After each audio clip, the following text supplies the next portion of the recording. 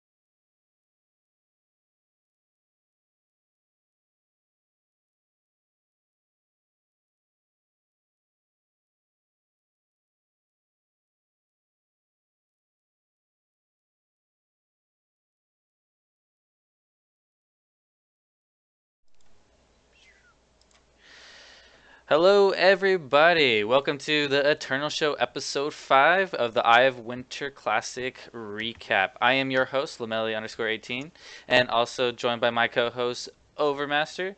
And then we have a How's special it going? guest with you guys so far. Or we have a special guest with Hello, us today. everybody. Welcome Oh, to the wait, hold Eternal on. Show, episode 5 of the Eye Oh, of. there we go. All right, we have a special guest with us, Thundershot. Go ahead and introduce yourself. Hello, I'm Thundershot899, a member of the community regular tournament grinder. I have played this game since the closed beta and have participated in tournaments going all the way back to Scion's League. Right on. And Scions League was the first was a closed beta tournament series that was run by Tess, and then when we went into open beta, it turned into the Eternal Tournament series run by RNG Eternal. So big news. So if you guys were burrowed in a hole or anything or hibernating, yesterday was the Eye of Winter Classic hosted by RNG Eternal, which was separate from the ETS, but that's basically what we're going to be going over today. We'll be doing a metagame breakdown. We will discuss specific win percentages of each deck that was placed, and then we'll be going over the top 8 and then have shout outs um, to any spicy brews that we felt that showed up to the tournament, which we felt there was a few, was a closed beta resemblances, and then some spiciness with a lot of spice, I guess you could say. All right, so let's kick it off here with the metagame breakdown. Um, so the biggest deck that showed up to the tournament, or biggest strategy, was Shimmer Pack, with 20% of the field, with 12 decks being played.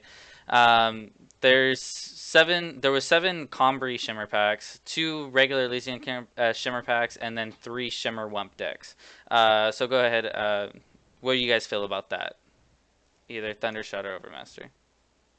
Go ahead, Thundershot. Well, and I know this is probably a little bit of a surprise, but I'm a big fan of Shimmering Convoy. Uh, I'm for one quite surprised about that. What makes you so inclined to like the the Justice Splashing Shimmer Pack deck, the Combre Shimmer Pack? It's actually less of a justice splash and more of a primal splash for stuff like Scouting Party, Shimmer Pack, and Permafrost. Hmm. Having justice in there lets you get some great options like Vanquish, Solaf, and the Great Parliament. Oh, nice. Desert Marshal. And so the reason why Of course. that we one of the reasons why we brought you on Thundershot is because you were one of the innovators for this deck, correct? You innovated with Yep. Toth in the beginning, and then you mentioned that Finkel was a part of it, or at least the Finkel in the Eternal community. Um, so what was like the basis behind the deck? Like, so explain the thought process of building it and the like coming to the end of it. Well, so the way it basically started was that right at the Invitational, Shimmer Pack made this big splash, especially with Toth himself playing a red variant. Hmm. And right after the event, we were talking a lot about it, and I immediately was like, what about a Justice variant running Stand Together? Card's great, it protects from board wipes, it can act as a pump spell, and then we took that idea, and Toph was working on a Elysian variant that didn't end up having much success, so he started helping me a bit more with the Justice variant, and it's just been going through all these iterations, which then very recently I went to Finkel, one of the people who popularized Elysian Shimmer Pack, and asked him his thoughts and all that stuff. And we basically went over the list, threw a bunch of ideas around, and came to a relatively close conclusion. Nice, yeah. So when we break down the metagame, there was two different Rakana Warcry decks. Basically, the decks that were playing Righteous Fury in the main, and the ones that were playing in the board. When you split those two Rakano decks apart into their separate categories, the Righteous and then the Plate Rakanos, the Shimmer Pack Combri is basically the most popularized deck as a whole, with 7 lists in total in the specific variant of Combri. So. Um, I guess thank you for innovating this deck with you, Toth, and Finkel at the end here, because that made a huge splash in the metagame and also showed, I believe, twice up in the top 8, so which is really great.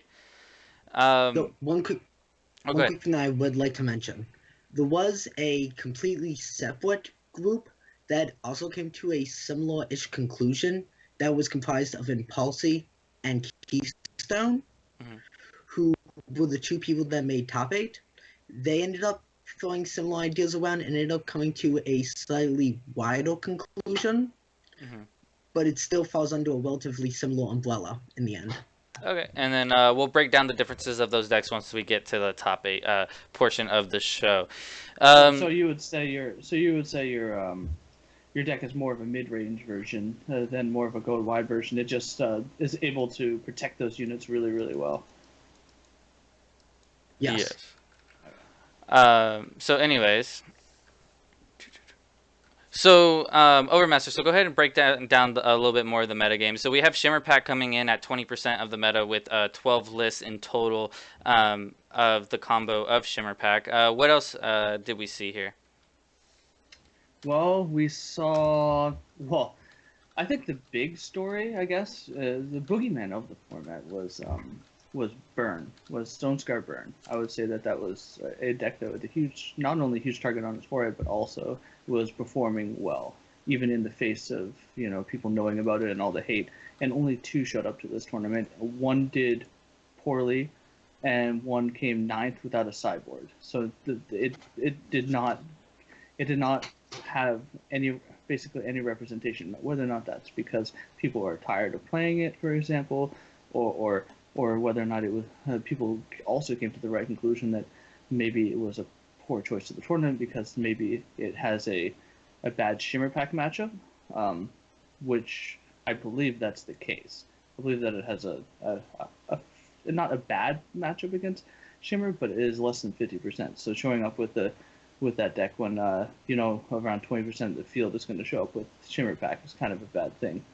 Also, Xenon Killers showed up in quite large amounts as well. Before we move on to the Xenon Killers, speaking about the Stonescar Burn, so Thundershot, you have great experience with the matchup between Stonescar Burn. I'm assuming through playing out the Shimmer Combri deck or just any Shimmer Pack deck on the ladder. How does that matchup feel? Like, does it feel like a 50-50 win percentage, or are you up there in like 80%? How does that matchup feel? Because obviously that could have affected people's decision between choosing Burn if they felt that Shimmer Pack was going to be a big contender. I definitely think that Shimmering Convoy has a really good Stone Skull Bone matchup with stuff like full main deck marshals and just really good efficient units to take advantage of Bone's really bad curve.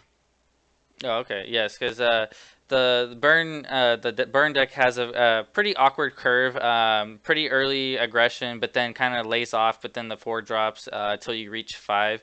So that makes perfect sense of how that going wide and kind of stopping them, especially with the silence effects of Desert Marshal on their Umbran Reapers to prevent them from the Entomb effects and so on and so forth, can be a big factor. So moving on to the Xenon Killers showing up as 10% of the meta, like Overmaster was saying. Why do you think that happened, Overmaster? Supposedly, and I have not tested the matchup, unfortunately. I've played quite a bit of Xenon Killers, but in the closed beta. Apparently, it has a fairly strong matchup against the Elysian Shimmer Pack. I don't know about the matchup against the Combray Shimmer Pack list.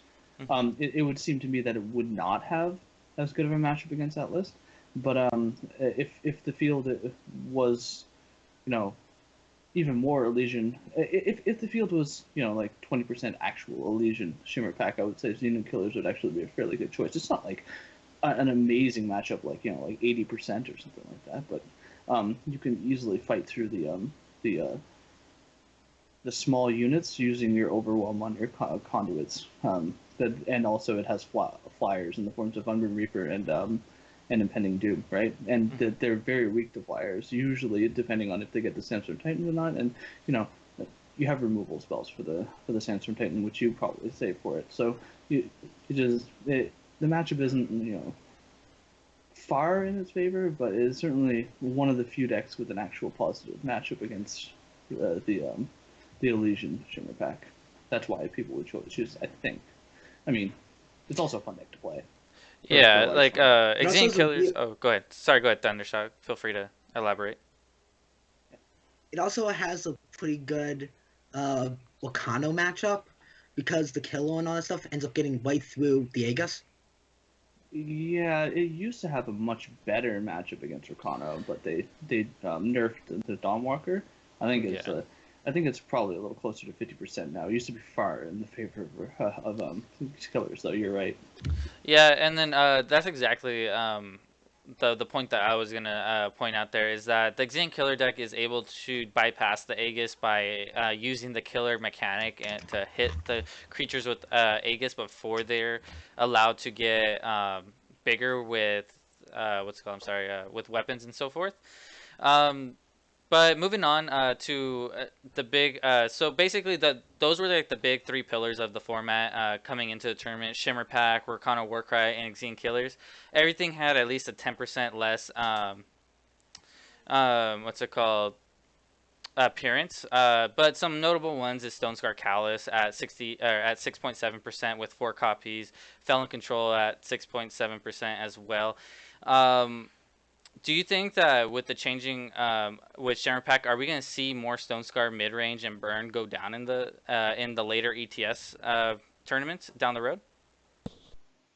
Well, it's unlikely.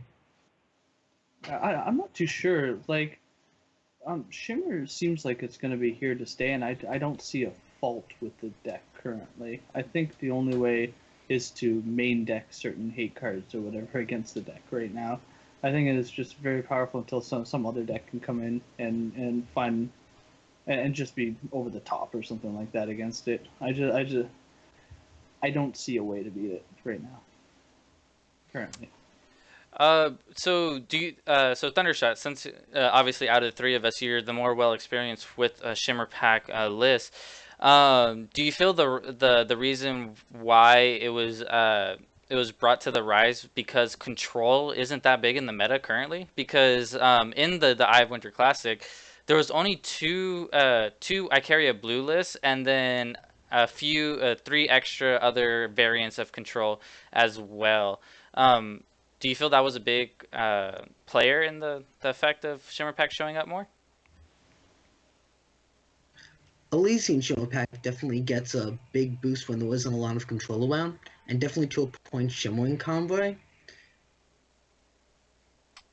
Yeah, because you're not afraid of those board wipes anymore, right? Like you're not afraid of harsh rolls coming down. You're not afraid of lightning storms. And then I feel that the Justice Splash for the Stand Togethers helped you combat that. So you didn't have that much poor matchup, but like you said, Elysian Shimmer Pack will actually be favored in that more. So so basically, when we see the breakdown of the metagame, what do you guys expect for next week? If you're preparing for the next ETS and you're going off of these results, what would you guys bring to the table? Let's start off with Thundershot. What would you bring?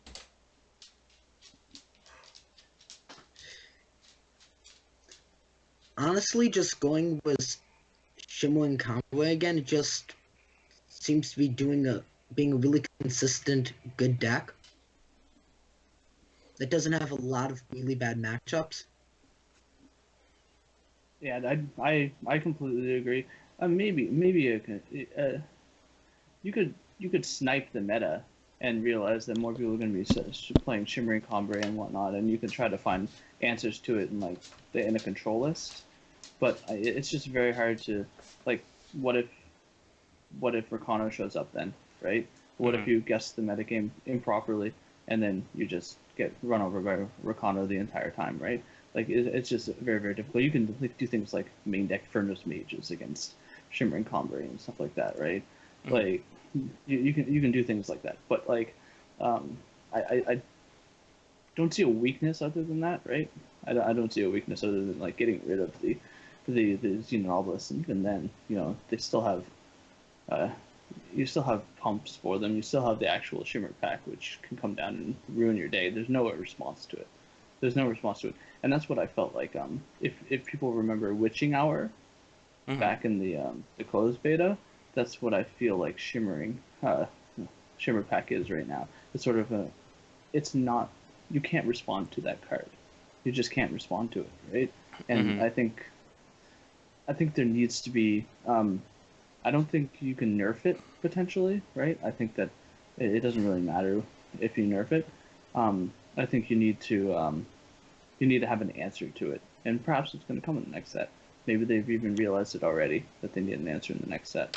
And so Thunderstruck, that's a good point to bring up, Overmaster. Is that do you feel the new version of Shimmer Pack where you're able to choose the specific targets that you want to turn into a Shimmer Pack itself, a copy of it? Do you think that change increasingly what's called pumped the Shimmer Pack, so where we're seeing a lot of Shimmer Pack decks, or do you think that wasn't that great, like that effective change in just the overall raw power of Shimmer Pack? Um, is just being exploited now. The recent buff to Shimmer Pack is the reason why it's being played at the moment, because it allows you to both make your opponent's units worse and keep certain ones of your units alive, like maybe a Soraf or a Sandstorm Titan, for example. Hmm. Yeah, Yeah, it's and true. oh, go ahead. Well, your Sandstorm Titans are 5/6s, right? Hmm. And they're being pumped by Obelisk by twice to what is it, 7/8 or whatever, right? But when Hmm. you do a shimmering, if you did like the shimmering pack on it on your end, which is what it was in the closed beta, right? Like you wouldn't, it would downsize some of your units that you wouldn't otherwise that would otherwise be much larger, right? Or for example, in the Shimmering Combrei list, Seraph, you don't want to get rid of your Seraph if the Shimmer pack isn't enough, if it leads to even more of a board stall, you need some way to break through the board stall, and Seraph is the way to usually break through the board stall. So yeah, I agree. However, it's probably a little overstated. I don't know. I mean, it was a huge buff. It was a huge buff. It's Yeah. hard to say. If you, I would say that if you had both lists side by side and played them, a lot of the outcomes would be the same though. I think a lot of the outcomes would be the same. I personally think that the nerf to Shimmer Pack, or the buff, I guess it's not really a nerf, it's more of a buff, where you're able to choose the targets that you want to make copies of Shimmer Pack, is a huge player to the Justice Shimmer Pack list. I feel that the reason or the ability to, when you have a Seraph on the board, to play Shimmer Pack and not choose your Seraph to be transformed into a Shimmer Pack itself gives you more even ability in the long game. So when you do flood out, when you hit that 1x power to 8, you can start ultimating her. I feel that's the reason why it's so huge, and that's why we see the Justice Shimmer Pack leading the leading the pack of the Shimmer Pack decks. It's just for that reason right there on itself. And then the ability to choose your opponent's creatures. So you could get rid of their Sandstorm Titans. You could get rid of their reoccurring creatures as of, or Xenon killer stuff. yeah, in Yeah, the Xenon Killers deck of the, I can't think of the name. I'm drawing a the blank. Dawnwalker. Dawnwalker. Dawn. Yeah, Dawnwalker. And also against the Stone Scar Burn list, where you can transform their Umbran Reapers and transform their what's called Champion of Chaos is, and just deal with basically any threat that's on the board that's preventing you to attack in, and um, to really just push through and give you better late game. So that's going to conclude our metagame breakdown there. So just a quick wrap up of the metagame breakdown. The leading the pack is Shimmer Pack of 12 copies with 20% of the field. Rakana Warcry in 15% of the field with 9 decks showing up. And then the last big tier is Xeon Killers at 10% with 6 copies. So let's move on to the win percentages of the overall decks as a whole. So go ahead, Overmaster. Go ahead and start this off. Okay, so the overall win rates. We had, let's see, Control had. By the way, I want to give a shout out to the guy who put together the stats for us. I mean, Rick Henner. He this isn't it. This isn't all the stats he's going to come up with.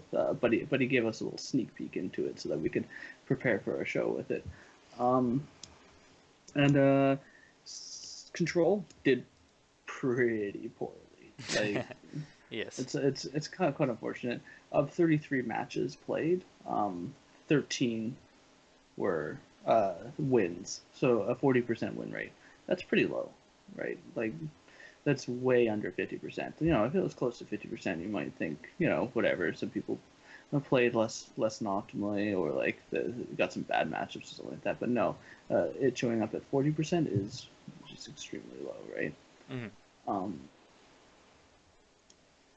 And aggro... Yeah, the recent increase in Rakano has definitely contributed to that. Oh yes, most definitely. The increase in Rakano hasn't contributed to those numbers. So go ahead, continue on numbers. Mid range got a 50% win rate, slightly above it. Probably preying on all the Control decks. Yeah, and honestly, like, so we see that Control had an 18.8% overall win percentage with total of 10 copies of Control, and then 29 copies of mid range, with which kind of shows the 54.7. Control. That's not the win rate. That's sorry. That's the overall representation. Oh, my bad. I'm looking at the wrong stats. Sorry, my bad. So yeah, so the Control having 39%, and then the mid range having 50% win rate.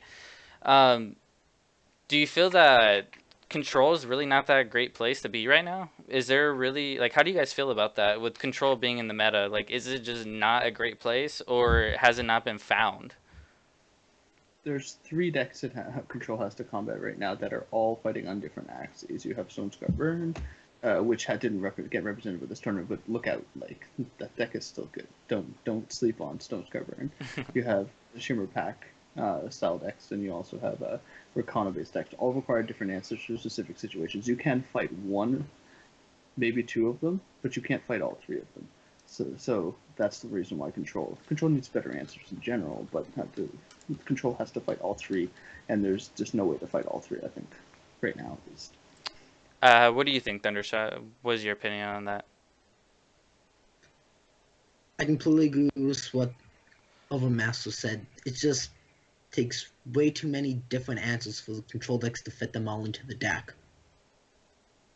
Yeah, and obviously I think it comes down to that because it's hard to combat Rakano's Aegis and quick threats, and then combat the go wide strategy of Shimmer Pack, and then also combat the Entomb effects of Stonescar Burn and stuff like that. So yeah, so let's move on to aggro's 53% win percentage overall. And do you feel like so? There's a fun fact that Reckoner put in there. So Rakano's overall win percentage is 50%, basically, but without Jello Moose, because Jello Moose ended up making it to the finals, it was only 41%. So he contributed a lot. And do you feel that Rakano is a big player in the aggro percentage, win percentage, or do you feel that it's only half of the field?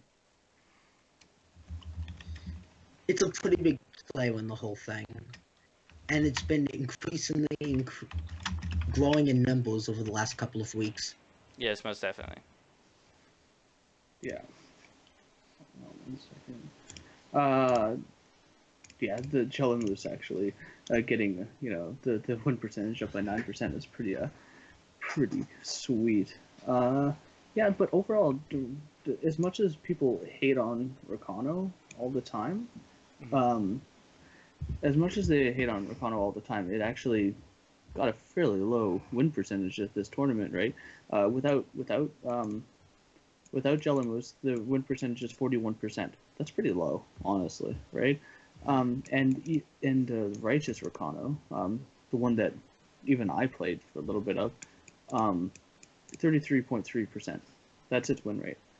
So, I mean, as much as people want to hate on the deck and saying it's like overpowered and whatnot, like in an actual tournament tested setting where people get sideboards and have proper answers to it, it's not actually as hard to beat as people are talking about on the ladder.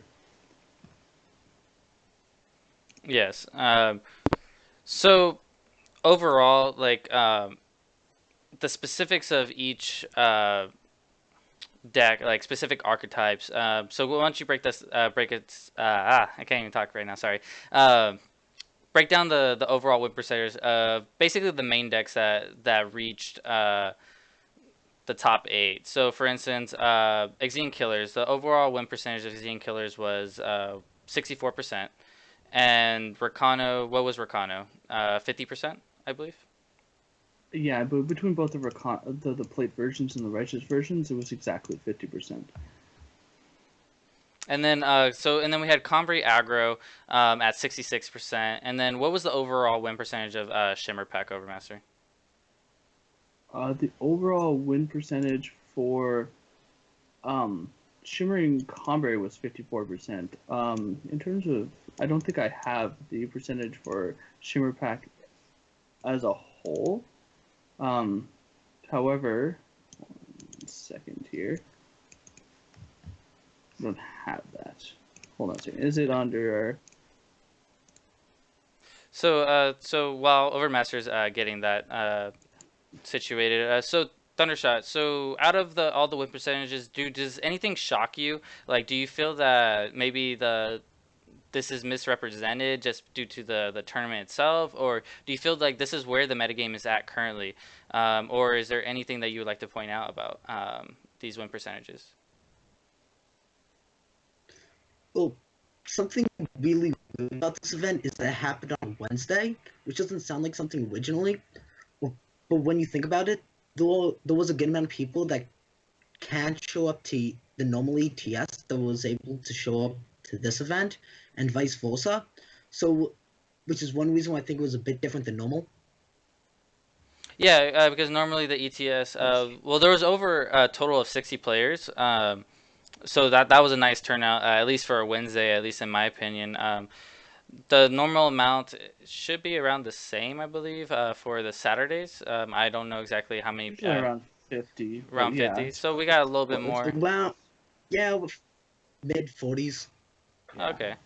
But overall, like when you look at the tournament, do you really see that aggro having the more overall win percentage over mid range and control? Does that just look right to you? Is that like where, if you think about the current metagame before going into the tournament, do you really see these results as in saying, yeah, that makes sense, that is currently what is going on and what I'm expecting? It's definitely a little bit weird for aggro to have such a presence in this event. Mm-hmm. I definitely wasn't expecting so much. And I think one factor for that might be the fact that a bunch of people just brought their lateral Arcana decks, changed it around a little bit, and tried to see how it did. Oh, that makes sense. Yeah, and then I feel that like that Shimmer Pack was just overall great call for the mid range choice if you're choosing to go mid range, because it just provides so many chump blockers and ways to deal and hold off their threats while trying to combo them out at the very end. So, Overmaster, anything you'd like to add here? Well, Shimmering Combre made was 54%, and never mind. sorry, I I don't have that. I don't have the stat overall between Legion and Shimmering Combre. I just have the Shimmering Combre stat, unfortunately. Okay, it's all good. All right, so that was basically kind of a breakdown of the win percentage. So overall, Control had a 39% win percentage. Mid range had a 50% win percentage. Aggro at 53. And then one just a little fun fact that Rakano's win percentage overall was 50%. But without the inclusion of Jello Moose, it was only at 41%. So good job, Jello Moose, for increasing the win percentage by 9%. So, all right, so Yeah. let's move on. Oh, go ahead. Well, one more thing. Combre Aggro had a 66% win percentage, right? So the highest percentage of any single deck in the format. But it could have even had a higher one with 70%. But in the finals, or no, in the winners bracket finals, I believe it was Haidar actually showed up to the first game with a Cyber card in his deck, so he got a loss, and it looked like he was going to win that game. So it may have been completely different if that didn't happen. Just fun fact, though. We don't hold anything against Haidar. Everybody, I've made those mistakes in Magic tournaments before as well. But especially with the way they are going to set up the sideboard stuff in the future. Direwolf Digital, they actually had it in the closed beta. If anyone wondered, you could actually have a sideboard separate, but they took it out because I think there were some bugs associated with it. But they definitely will bring it back. It was also just. Go ahead, Thundershot. No, probably Okay. another reason why they removed it is that since at the moment there's no best of threes, there's just no real reason to have it. Yeah. But okay, so let's move on to the top 8 here. So let's congratulate first place winner Shmune. Congratulations for your first place finish with Exene Killers. So Exene Killers is the first deck we're gonna talk about here. Is so there's the link so you can check it out. So basically this is pretty stocked from what he's been playing recently. Last week he got top 4, I believe, in the ETS before coming into this tournament. So to me it was no surprise seeing him come in and battling with this deck and ready to go. I feel that contributed to more of the other versions of the list appearing. I wasn't expecting a full 6 copies of it coming into the tournament. I was more expecting around 3. But what would you guys like to say about this list? Well, it doesn't include initiates, so it's good. That's all I care. The list is solid. I think this is probably as stock as it gets for Xenon Killers right now. Besides the initiates, which I think are bad on the list, and we've already discussed it on the show at length. But yeah, the effect of the initiate into the Beast Caller's Amulet. I ran the numbers, and it comes up 1 out of every 10 games that you would get initiated into Beast Caller's Amulet. It's not enough of a statistical chance in order to actually put the initiates in your list. And there's no getting an initiate into a Dawnwalker is okay, but you have to like change the way you play your sigils and stuff like that in order to make that happen. So it's just not reasonable to have that in there. And I just think the list is solid. 4 decays in the sideboard is that's a lot of Shimmer hate right there. Yeah. So what do you think about this, Thundershot? Any comments about this list? Well, one good thing was the 4 decays. Decay and just the attachment removal at the moment is just great. When you just look at it, you have obelisks in the Shimmer Pack lists. You have Volcano Plate and Fury. You have all of those cards. Obelisk is also used by some other decks like Convoy Aggro, and then there's a couple Azendel's Gifts going around. And do you feel that Decay is like an efficient answer in this deck? I feel like it's basically the only answer that you have for the deck. Yeah, it does the job, but it's not In very. Xenon Colors, definitely. Okay. So all right. So let's congratulate our second place finisher, Jello Moose, who provided the the prizes for the tournament for this tournament to even take place. So thank you for that, and congratulations on your second place finish with Rakano Plate. Um, so go ahead and start us off, Overmaster. What any big things that you want to talk about this deck? Silverwing Familiar is back in Rakano. Oh That's pretty yes. nice to see. I like that card. It's very strong. I think it's very good in the mirrors. I think that's why it's there. So and also against like aggro decks in general, you get that the swing, the life swing and whatnot. No, uh, well, I think Righteous Fury is something that was kind of surprising from Unearthly. Like it was kind of something that people weren't playing around, kind of like putting Finest Hour in at the start, right? And putting in Finest Hour at the start of open beta, right? Nobody was playing around Finest Hour. Nobody really cared that anybody was. Mhm.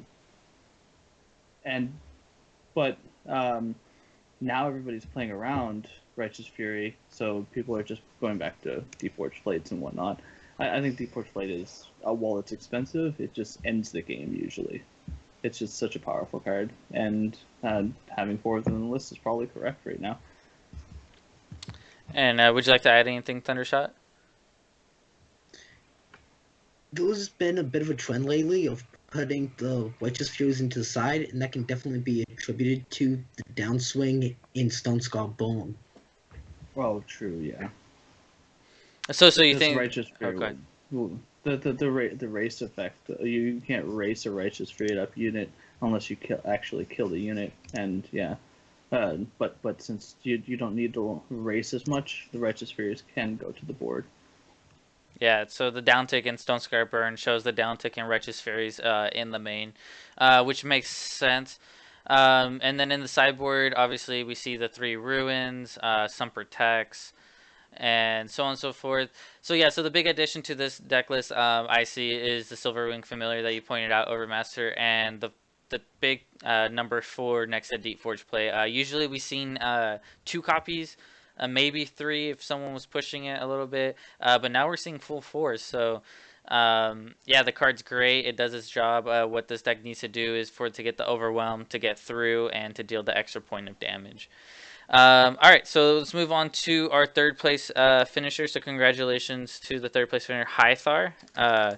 He finished third place with Combri aggro deck. So Thundershot, do you want to lead us off here?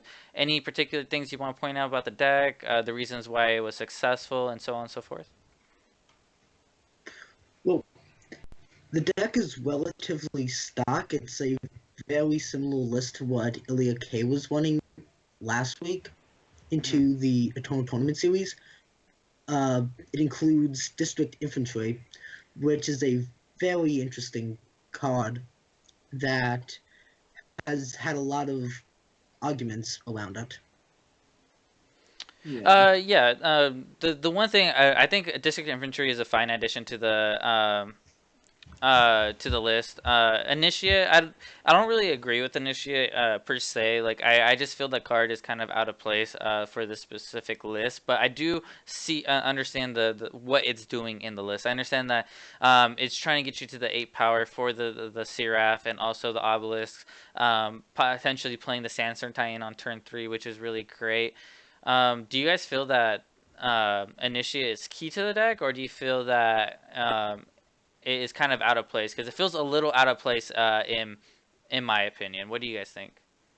I think initiates were good in the start when people didn't realize how good initiates actually were, kind of like the Bolt the Bird syndrome in Magic. But like, if I have a Desert Marshal in my hand or a Torch, that initiate is not living, right? Mm-hmm. And I mean, maybe that's good. Maybe it takes away from the silence from like an Awakened Student or something like that. But I think the initiate's effect is just so it's so weak as a 1-mana 1/1 that I just think it's not as good to have that in the list. And I don't think it's really exhilarating into that much, right?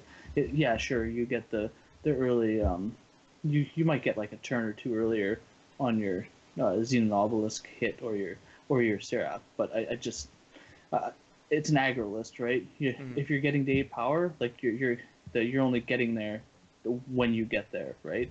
You're not trying to get there as this type of list. If you're trying to get there, then you're more of a mid-range list instead of an aggro list, and you should you should change your deck around a little bit accordingly. Also, this deck runs 25 power. Ew. So how do you feel, Thundershot? Like, any other last opinions you'd like to say? Initiate in Eternal is definitely no Boards of Paradise, mostly due to this game's influence and power whole mechanic, Mm-hmm. which ends up making it significantly worse in a lot of situations. It's also a really bad draw late in the game. Yeah. So I can see that maybe that they're having it in for the first game, trying to just accelerate out as fast as they can, most likely. But I feel that it's not really that great. But maybe I'll play with the deck around with a little bit, and we'll see. Maybe my opinion will change. But one thing I like to point out though in the sideboard is that 3 Tinker Overseers. So what do you guys think that is playing as a role? Like, what role is that playing in the sideboard? Which one? The Tinker Overseer? Okay. Yeah, Tinker Overseer, because they don't have many relics. So they only have 1 relic and Xene Obelisk. I believe that it could possibly come in with the other 2 Xene Obelisk as well.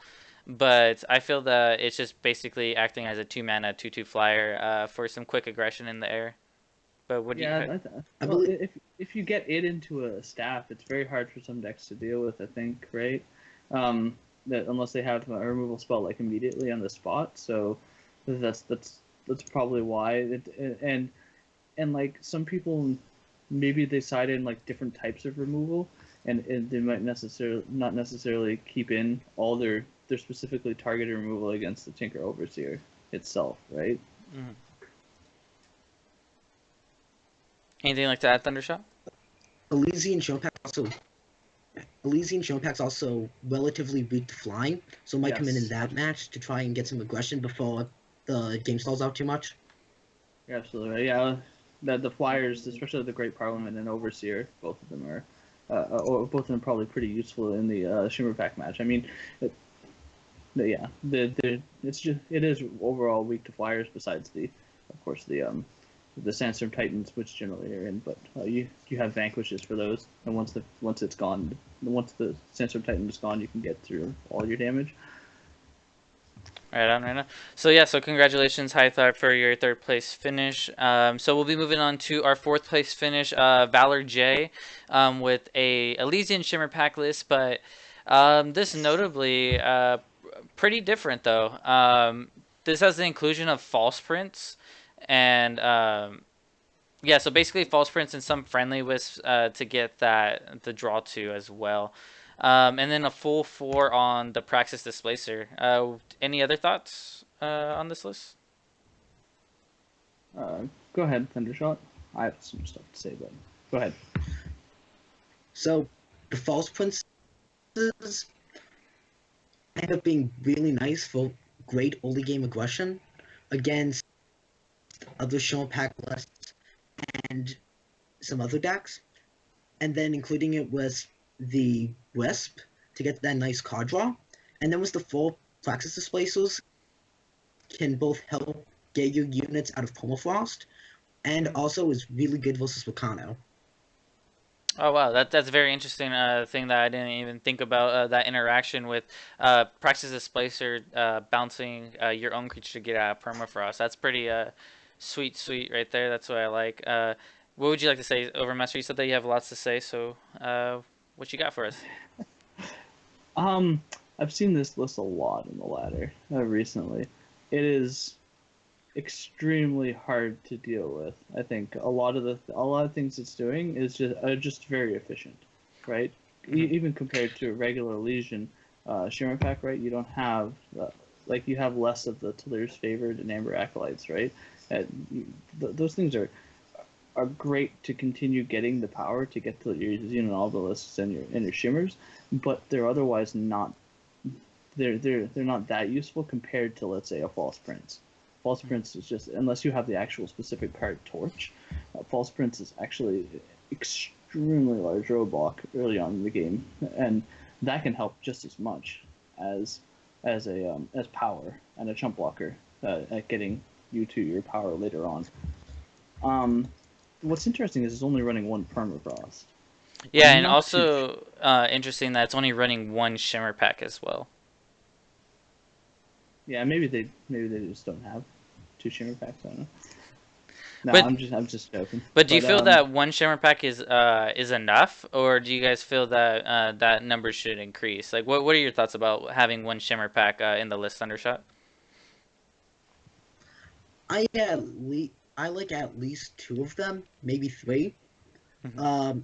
Especially in this list particular, because it just ends up being a lot of burst damage. I can understand the reasoning behind one, as most of the time one will just win you the game, and with the false princess you get some really nice early aggression. So yeah, so when it comes down to I think Shimmerless, you're thinking more around 2. Valor J is actually in the chat here, and he said that 2 Shimmer packs were always too clunky. And was it because this deck is trying to be more aggressive? probably. Let's see. Just one perma was because of all the endurance creatures and Aegis creatures. Yeah, that makes sense. But other than that, I feel like this is a really great innovation. I haven't seen this list until I saw it today with the False Princes. I haven't seen it too much on the ladder because I haven't been grinding ladder too often. But I feel the addition of False Prince and being aggressive is great strategy, and I like it. I actually might give this a shot on the ladder to check it out. So It's the only deck right now that's giving me trouble on the ladder. I have a spicy new deck or whatever, but like that deck is actually really hard to beat. I haven't won against it once right now. I don't think, at least. I've played against it at least 10 times now though, in 2 days. Right on. So yeah, so let's move on to our 5th place finisher is Ilyak. He finished 5th with a regular straight up Elysian Shimmer pack, I believe, but with the Wump party starter or Wump, I guess you could say, your Yeti combo. So go ahead, Thundershot. Anything you'd like to say about this list? So I was talking to Ilya K just a couple hours ago all about his list. He told me that Wump ends up being really good for the mirror match, because when you use it alongside Party Owl, it's just a lot of bodies to use a Shimmer pack along with drawing to get to your Shimmer pack really quickly, and then it also can allow you to get in some damage across. Yeah, across multiple activations of scouting parties, right? You just draw party into party, and it just Yeah, and this is quite of a different take of using the Wump package with Scouting Party, because usually we saw at least 4 Yeti spies, but I felt that it was very too inconsistent, at least from my play testing on the ladder with that package. So I could see just cutting down to the Wump and the Scouting Parties, which, you play the Wump, the Scouting Party comes down the following turn, hopefully, and then you just draw 4 cards. Hopefully, it's a Shimmer pack within those 4. Um, but we're starting to see the addition, or at least more additions of Stormlinks in these Shimmer pack lists. Because usually we don't really see Stormlinks as a 4 of and 2 drops. At least I haven't seen it. But what would you guys? What do you guys think about the Stormlinks in the list? well. I think Stormlinks has been run as a 4 of in a lot of Illusion Shimmer pack lists. So some of the more innovative lists try to drop the Lynxes, right, in order to put in things like Chalice and whatnot. But I think that's probably wrong because they're just so good against Rakano, right? They're just so good against Rakano. What do you think, Thundershot? How do you like the links in the list? It definitely is a very, by adding the unit to the list, definitely helps with stuff like the Wakano matchup and against some ground creatures, and just being able to, out of nowhere, especially if you have an Obelisk out, just a really good blocker or even a tackle can really help you. And then it's also just being able to just it's another good body for Shimmer Pack to upgrade. Yeah. Yeah. So overall, it's a really decent 2-drop. Like I saw it a lot in the closed beta in the Shimmer Pack list, but in the open beta, I haven't really seen it too much until at least recently, within this recent week. So pretty good. So let's move on to our 6th place finisher here, which is Impalzi with the Combri Shimmer list. So is it, you said that this list was different from your take of the Elysian Shimmer. So lead us off here, Thundershot, by explaining the differences between what your list is and his list. So one of the biggest difference is the inclusion of Twin Brood Sauropod. Mhm. I decided to forgo it for the Great Parliament due to Twin Brood Sauropod, your opponent knowing when you draw it and not being that good versus stuff like Sandstorm Titan. And the Great Parliament also helps give you a bunch of flyers, which the deck can be a little bit weak to at times. There's also only 2 Melison's Disciple and 2 main deck stand-togethers. Oh, and also the inclusion of 4 Initiate of the Sands, which I did not include in my list,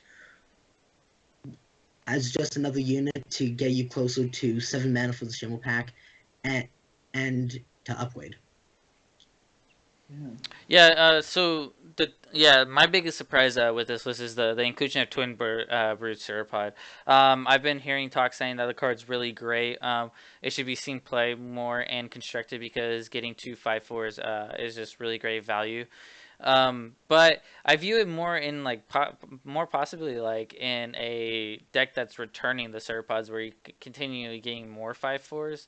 I would prefer personally having the Great Parliaments over the Twin Brood Sauropods just because you could possibly get 2 4/4s flyers that can easily just take over the game themselves if they have no Sandstorm Titans or even other blockers in the air.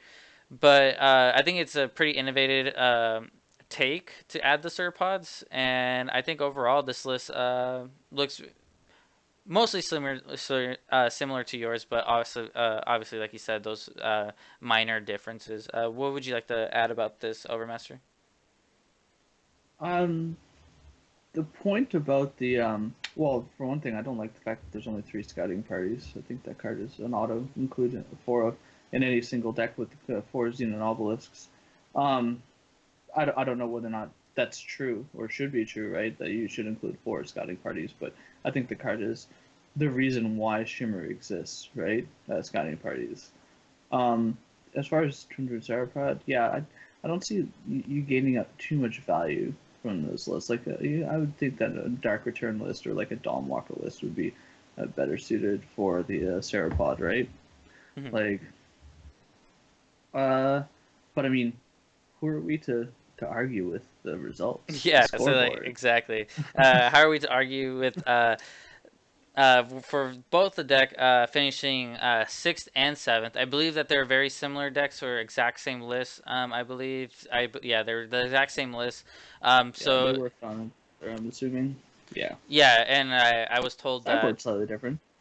yeah, and I was told that they worked on the main deck together. So congratulations to Impulse and Keystone 27 for coming up with this list and having a great finish in making top 8. So congratulations to them. So there's not really too much to explain about our obviously our 7th place because it's the same 2 decks. But let's move on to the 8th place finisher of Combri Aggro by Goblin King. So anything you'd like to point out about this list, Thundershot? Trying to find it at the moment. Oh, okay. So Um, the main thing that I saw was the addition of 1 predatory Carnosaur. What do you think about that? it's pretty spicy. It's pretty Yeah. spicy. I like it. I like it. I'm not sure how good it actually is. I mean, it's a 6-drop, right, in an aggro list, but Mhm. uh, I mean, it, whenever Carnosaur comes down against any of the decks I play, it's just such great value, right? It's very hard to deal with it. It's very hard to deal with, and having a one of like it's a one of fun of is usually good. Is usually good enough for that kind of effect, right? To note, it's also 3 time, so it's like you have to go out of your way to play a Carnosaur, but once you do, it's just it finishes the game off so quickly. And not itself, but the value you get out of it. It's just the sideboard is a lot different, by the way. It has actual harsh rules and martial arms. It's kind of like going a bigger style deck, like the old Rampless that we saw in the closed beta. Rip. The ones where you just draw your deck with Vodacon. Yeah. Yeah. Did you want to add anything, Thundershot? Well, with the Predatory Connoisseur, it definitely makes a good amount of sense, as it ends up being pretty good versus stuff like Stone Skull Born, other Combre lists, Wakano, because it gets through the Aegis again. Yeah.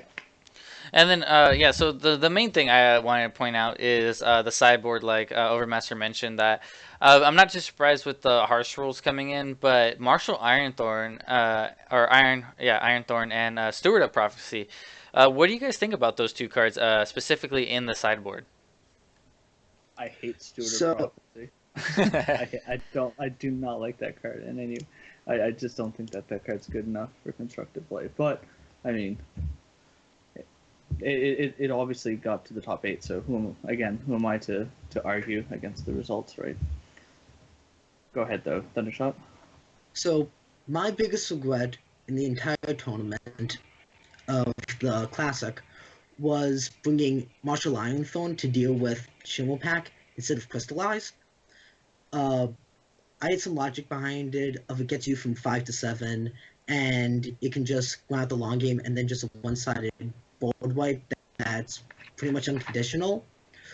I can definitely understand why it's here, because there's now really a better option for the deck to try and beat Shimmerpack decks. Without Yeah. devastating your own board with harsh rules.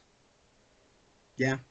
Yeah, but obviously Combri aggro doesn't have access to blue, though, unfortunately. But yeah, me just seeing Martial Ironhorn just out of the board just kind of makes me think why, because I never really seen that type of innovation in the sideboard tech of these lists. But it makes sense when you say that they're trying to get the one-sided effect of the wrath. But other than that. The list looks pretty stocked, except for the Carnosaur, which I think is pretty spicy and I enjoy greatly. Um, there's only one Vatican staff and Vatican one stand staff. together. What do you guys think That about just seems one cool. ofs? That seems kind of wrong. I think Vatican Staff is what makes this deck actually tick, isn't it? Oh, this isn't even a look. This isn't even really a This isn't even really an aggro list, even though it's listed as aggro. Mhm. Like it's more like Awakened Student is kind of aggro, but like it has A Temple Combre Scribe. Healers. It has Combre Healer in it. It's not really much of an aggro card. Yeah, this is not really an aggro deck. So Yeah. he might be leaning towards aggro game one, Yeah. Or and mid. then what's it called? And then shifting over what's it called?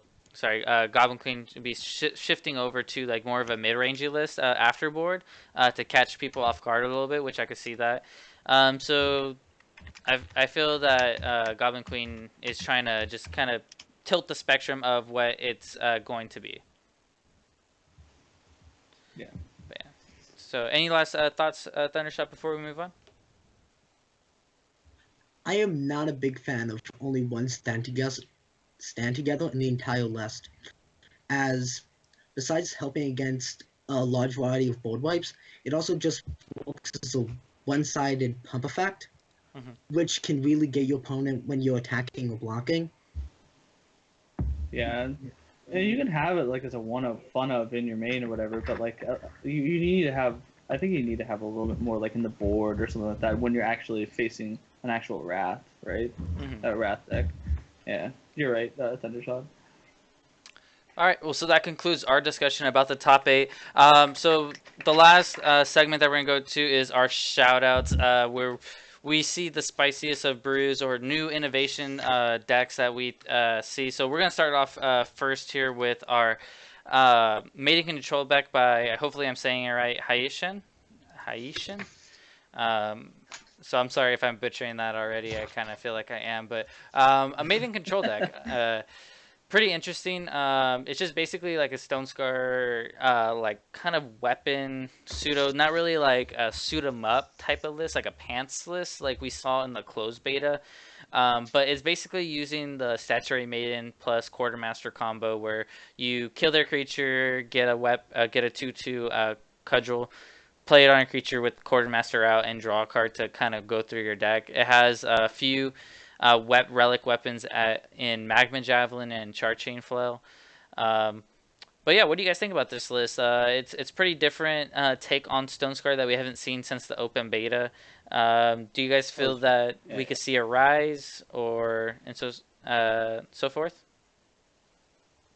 Well, I mean, it this kind of deck actually won an ETS, one tournament, right? Not this exact type of deck, because there's a lot of things about that deck that, for one thing, that one cost 03, which I always forget the name of, has been removed from the game, which is quite unfortunate. Sparring partner, that's it.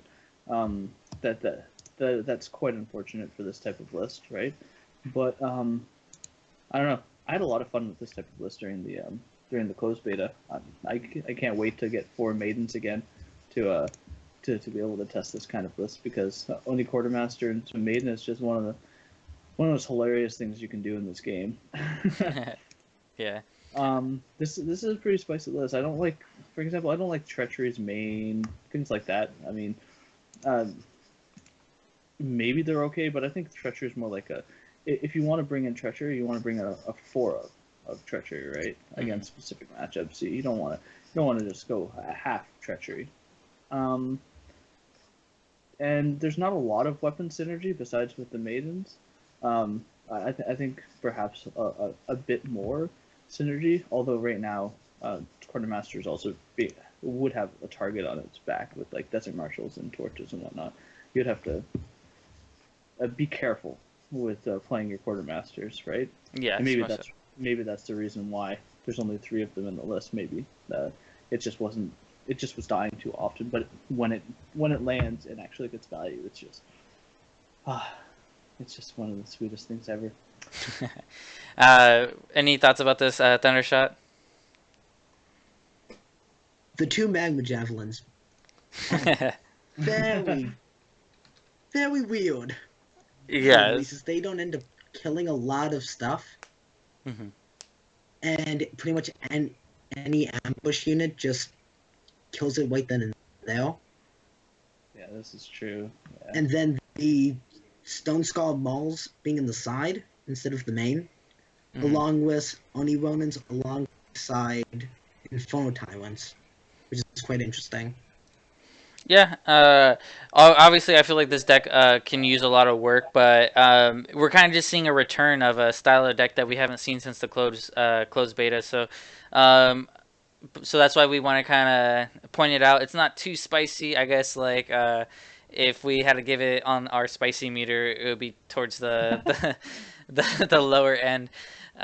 But yeah, so I think this is a great kind of innovation type of thing that we're starting to see more, and hopefully we see a better list, I guess you could say, as in where it's putting up better results and it's kind of more fine tuned, because I feel that this deck is a little bit all over the place, not too much, but like with like a lot of 2 ofs in the list, a lot of 3 ofs, which can lead to inconsistency. Obviously, when with your draws, so maybe we'll see a more refined list down the line. So our second shout out here is a Praxis Channel deck by, hopefully I'm saying this right again, I'm sorry, Ilunga? Ilunga? Ilunga? Probably a Lunga. Lunga. But I thought this deck was pretty cool. So it's a go wide strategy using Volt of the Praxis, Exene Obelisk. But just to kick everything off, like towards the end game, is the Coldarin Channeler. So Coldarin Channeler deals 1 damage, or each of your units deal 1 damage to your enemy. So it triggers Scouting Party. You're basically going wide, so you're gonna have your board filled. So you're dealing about, I don't know, 8 damage when this card comes down. Most of the time, maybe 5 to be more exact. But uh, what do you guys? What do you guys? How do you guys like this list? Um. It reminds me a lo- Oh, go ahead. Go ahead, Thundershot. it reminds me a lot of the old Red Shimmer Pack lists, except with Calderon Channel instead of Shimmer Pack. Yeah, most definitely. So basically, it looks like, yeah, like the Praxis Shimmer Pack list. So basically, running the same cards, but ending with the top end of Shimmer Pack. What do you guys think of the two mirror images in the list? I was gonna point that out. If you're gonna run mirror image, you have to run Wump, man. Red, You gotta run. sorry, Wump. You gotta run Wump. You gotta Oh, run Wump and the Scouting Party, and then the Calderon Channel or something like that. So you gotta have some consistency here, right? You gotta have a little bit. If you're gonna go full Scouting Party, which is what this deck is going for, right? mhm. You're playing, um, you're playing a Scouting Party into a Channeler, right? Yes. That's how it's gonna. That's how it goes down. Um, then you should probably have a little bit more synergy with it, perhaps. I'm not sure what I'd cut for it, though. Maybe the Vault of the Praxis. I'm not too sure how good Vault of the Praxis actually is in this list. But, It looks well, pretty good because you have the grenade and drones, the assembly lines. You have the cheap creatures to play 2 of them on the same turn. But yeah, like overall, I think this list is pretty spicy. It's kind of reinventing the original, uh, what's it called? The fire time, Praxis token. yeah, Yeah, Praxis Praxis tokens token. list. But looks sweet. Probably needs a little bit more streamline. Not really sure. I haven't played it. Maybe I'll give it a shot. I just don't have the claw of the first dragon. Yeah, me too. That was what I was gonna point out. I need to craft the Call of the First Dragon Yeah. apparently, because it's in like half these sweet fire tokens lists. Yes, most definitely. So, any last things you want to add, Thundershot, or? I'm honestly kind of surprised to not see Eastwind Herald here, especially with the mirror image and Calderon Channel as almost like a kind of infinite combo of sort. Oh, you mean What? Westwind Herald? Sorry. Oh, Yeah, West. sorry. Yeah. Oh yeah, because the Westwind Herald infiltrates. You get to choose a spell to replay it. So you can either replay the Oh, mirror baby. image, replay the scouting party. Maybe would you try going up on strength of the pack? Overmaster's baby right over here. That But sounds spicy. It's time. Is it time to go to the deck? The deck builder. Is it time to go to the deck builder? Anyway, yeah. All right, so that was a spicy brew. So we're moving on to our third shout out. We Teriyaki Boys Suicide Squad. As always, Teriyaki Boys makes it onto the channel. He always has something spicy, man. So Always. this list is pretty cool. Joke. So it's basically a really rushed deck with a bunch of cheap creatures, but we have the Rhyme Scale Draconis. So Overmaster, can you explain the interaction of Rhyme Scale Draconis in this deck?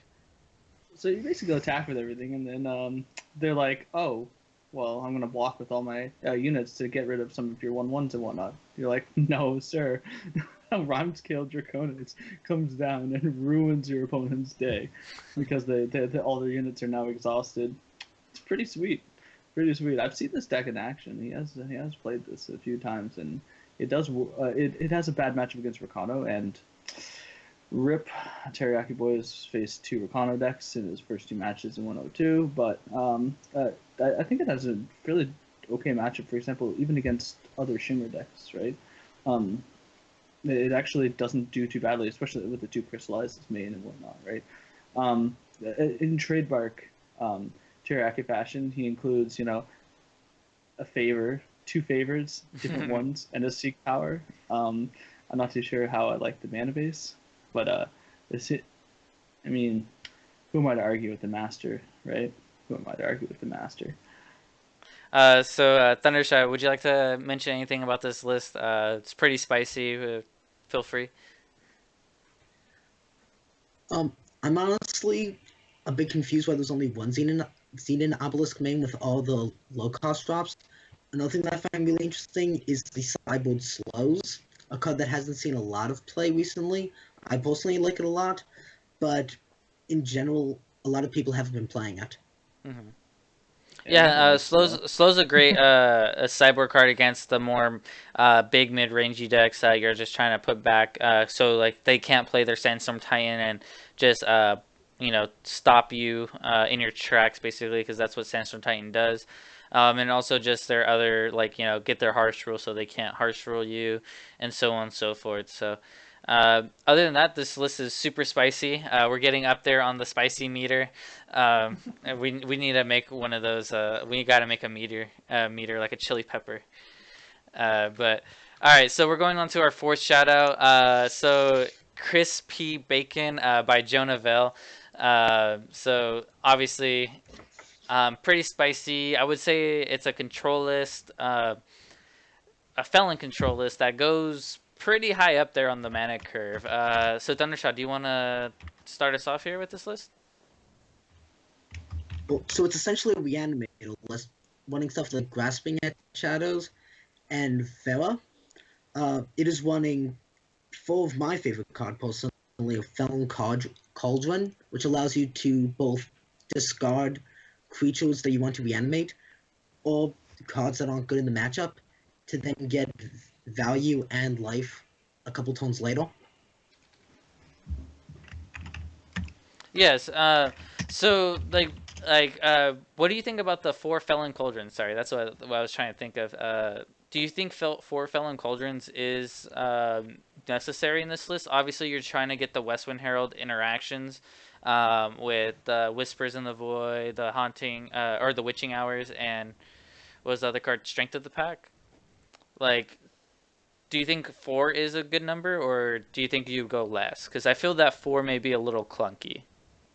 Well, with no Blind Storytellers, Herald Song, or Whispering Wind, it's the only way to get creatures into the yard, essentially. Mm-hmm. So I think full does work. And most cases, you just discard one to the cauldron itself. Yeah, I just kind of prefer the Herald song, honestly, to Cauldron. I mean, it's spicy. I like the card a lot, but I think it's if it only drew from your deck, if it only drew the 5 random spells from your deck, that would make it so much better. But like if you like take a look through all of Eternal's cards, it's just uh, some of the cards you can get right just randomly is just Mm-hmm. you're never your rate of getting a hit or success on getting something like a Channel the Tempest or something like that, right? Is just not high. Um, let's see. But it includes one of my favorite cards and my favorite combos. I mean,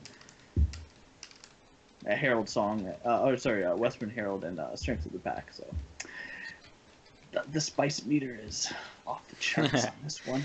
Yeah, so overall, I think this deck looks sweet. I would actually love to try this deck out because it looks pretty sweet, especially Westwind Herald, a Whispers in the Void. So you start getting multiple 1/1 saplings, which can be pretty detrimental. Westwind Heralding, a Witching Hour, Westwind Heralding, obviously Overmaster's a beloved combo of Strength of the Pack. But other than that, I think this deck looks pretty cool with just the top end Westwind Herald package that what's it called that you can do. So other than that, it looks pretty good. I'm not sure what his record was, but I would like to give this a shot on the ladder a little bit. It looks fun. All right, so our last on the full spice meter that we were so confused on that we weren't sure what was going on. Goes out to Creeping Death, the Stranger, what's it called the Stranger Shimmer. Uh, Man, so this deck was all over the place. We weren't sure what was going on. So this like the full like Ghost Pepper Habanero spiciness going on. So he has a Stranger package with Grim Stranger, Determined Stranger. Soaring Stranger, Fortunate Stranger to draw cards. He has the Scouting Party Shimmer Pack combo in the list as well. Um, and then we have Deranged Dinomancer out of left field. I didn't think this card would see play What outside of what? draft. Okay, Um, oh, go I ahead. don't understand what Dynamancer is doing in here at all because it does not make sense. It doesn't make sense with the rest of the cards in the deck, right? I mean, it's pretty spicy, but there's other parts of the deck I could see, like for example, the Unstable Form and Magus of the Mist. That's a tried and tested and true combo right there, right? Yes. That is a sweet combo that has seen play at the top levels of play. No, I'm just, I mean, it No, has. but there has been lists, unstable felon, at least that's what I've seen it be called, where you unstable form your Magus of the Mist, so you keep the 6/6 flyer. So it has that mini combo in it. Man, this deck is sure a lot to take in. What do you think about this Thundershot? Well, it has good influence with it. Uh, the Dinomancer. The Dinomancer also works on Mr. Magus of the Mist to make the original Magus shit. a different creature. Oh my god. Oh wow, I yeah. didn't even see that one. Then worst case scenario, you can always polymorph your own Magus Oh, if need be. so much With this interaction. consumer packet. Some guy studied up on this Um, list. Oh man, the combos are just coming out. It also Okay. contains the Wump combo with Scouting Party. Oh yes. Okay. It's really spicy. Yes, this is breaking the spiciness scale. I think this is the most spicy deck that we've seen on the or we I've featured on probably the ever seen. yeah Yeah. on the Eternal show. So I think that was a great way to end the show here. That was awesome. People, go build this deck. Tell us how you do with it, so we can see if this puts up true numbers. But man, this deck is a lot to take in, most definitely. But other than that, we'll be ending the show here. Thank you. Oh yeah, so let's do our outro here. If you guys want to help support the Eternal Show free of charge, feel free to download this other digital card game called Spellstone. It's free to play. All you have to do is just download this game from the link to help support us with $2 free of charge. I would like to thank Thundershot for coming on the show and giving his nice insight about the Shimmering Combry and basically the deck that took the tournament by storm. It didn't end up winning the tournament, but it was showed two copies um, in the top eight, and then also just was a high percentage of the field. Um, so anything you like last to say, Thundershot, before we head out here? Um, just to everyone in the community, uh, I highly recommend that you use the Eternal Discord server and the Reddit. There were so many helpful people there uh, that will essentially any question you ask them, they'll answer. You can show them a deck. They'll tell you what's right and wrong with it and what you can do. They'll help you with even drafts. The community's really good. Yes. And there's a lot of people willing to help anyone. Yes, most definitely. And then you always feel free to stop by all the streamer channels. They'll be happy to answer your questions, and so on and so forth. So thank you, Thundershot. Overmaster, any last words? Nope. That's I think that about wraps it up for sure. But all right, guys. Other than that, thank you guys all for tuning in today. So you guys can follow us on Twitter for updates about the show. We are moving our day to Thursday instead of Wednesday because it just fits nicer in our schedule. Follow us on Twitter and go to our YouTube channel if you guys want to see any past episodes. We had Grimfan, we had what's it called, Loco Pojo. We talked about the mechanics of the game and so on and so forth. Make sure you guys keep on bringing the spiciness. Maybe your deck will be featured featured here on the Eternal Show. If you guys have any content that you guys want to possibly be featured on the show, please feel free to send us on our email or message us in the Discord and so on and so forth. But other than that, guys, thank you guys for all tuning in. See you guys next week, same time, same place. See you guys next time. Have a good night, everybody.